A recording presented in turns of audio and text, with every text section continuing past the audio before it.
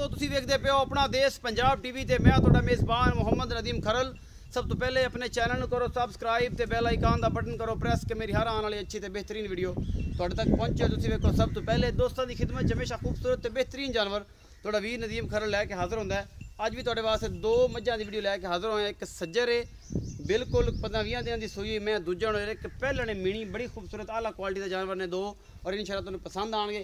Cameraman तसल्ली कराएगा, बाकी लेने देने मुकद्दर ने। आला तो बेहतरीन जानवर अपना देश पंजाब टीवी की जिंद होंगे ने। कैमरामैन साहब बिस्मिल्लाह करके पहले नंबर वाले एक मीणी विखाओ, उस बाद फिर 2 नंबर वाले विखा से फिर चाचे शबीर शिश्तीरा करांगे गल्लां तो की मामले ने ते की हिसाब किताब है। ये जनाब ए मीणी है जी, शाह कालियां अखा, एक ही कुकरा एक अख काली है। मीण है ने ये जनाब दोवें और जनाब तकरीबन 3-3 इंच के मीण ने। यह पहला सुबह सुंदी है झोटी, बड़ी खूबसूरत है, बड़ी आला क्वालिटी की जनाब, प्योर नीली दी है। अल्लाह के खास फजल के नाल अपना देश पंजाब टीवी ते जनाब तुहानू चंगे ते बेहतरीन ब्रांड जोड़े ने वो मिलते हैं जिन्होंने कोई कमी कुताही नहीं होंगी। ये जनाब मीणी अपना देश पंजाब टीवी की जिन्नत है और माशाल्लाह बड़ी खूबसूरत है मीणी।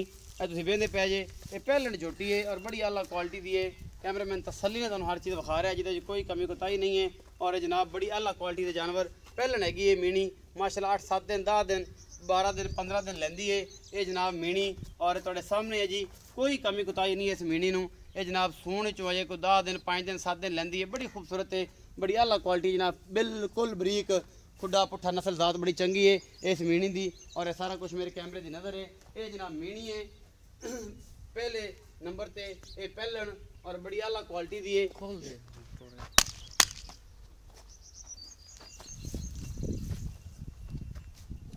कैमरामैन तसलियां करवा रहा है माशाल्लाह, मुठ मुठ का सोहना थाने और आला क्वालिटी जनाब झोटी है अपना देश पंजाब टीवी की जिन्नत है और माशाल्लाह बड़ी तुहानू पसंद आएगी। ये जनाब मीणी तुसीं वेख ही लईए। असीं जनाब तसलियां करातियां ने सदने चाचे नाल करने सारियां गल्लां मिठियां ते प्यारियां प्यारियां और उन्होंने पुछना है चाचा जी इस मीणी का की हिसाब किताब है तो जनाब दूजी मैं का की हिसाब किताब है, सारी गल्लां सामने हो जाएंगी। अस्सलाम वालेकुम जी। वालेकुम अस्सलाम जी।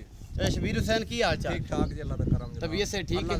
चाहे शबीर हुसैन जी मीणी है ये किन्ने दिन सोन चो लैंदी सुबह किनवा है? ये जी पहलन झोटी है 8 तो 10 लै जाए, 5 तो लै जाए, 8 तो लै जाए, 12 तो लै जाए, बस इत्थे। अच्छा इत्थे लै जाएगी? हां जी। अच्छा पहलन झोटी ये लै जाएगी 10-12 दे पक्का। ਇਹਦਾ ਕੋਈ ਮੁਹੱਬਤ ਪਿਆਰ ਵਾਲਾ ਮੁਲਕ ਨਾ, ਰਮਜ਼ਾਨ ਦਾ ਮਹੀਨਾ, ਪੱਕੀਆਂ ਜੇ ਗੱਲਾਂ ਕਰਨੀਆਂ, ਰੌਲਾ ਗਣਾ ਨਹੀਂ ਪਾਣਾ ਮੇਰਾ ਭਰਾ, ਕਿਉਂਕਿ ਰਮਜ਼ਾਨ ਦਾ ਮਹੀਨਾ ਤੇ ਫਿਰ ਬੰਦਾ ਚੰਗਾ ਨਹੀਂ ਲੱਗਦਾ।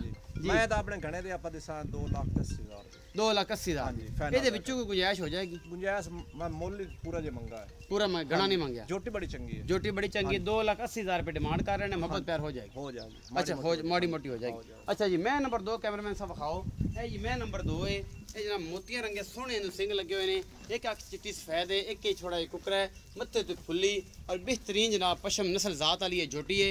दूजा सुबह सूई है, प्योर नीली दी है, कोई शक शुबा नहीं ना मझां दे विच। ये जनाब नीली दी मझां ने और बड़ियां आला क्वालिटी दियां ने। कैमरामैन तसल्ली ने तुहानू हर चीज़ विखा रहा है।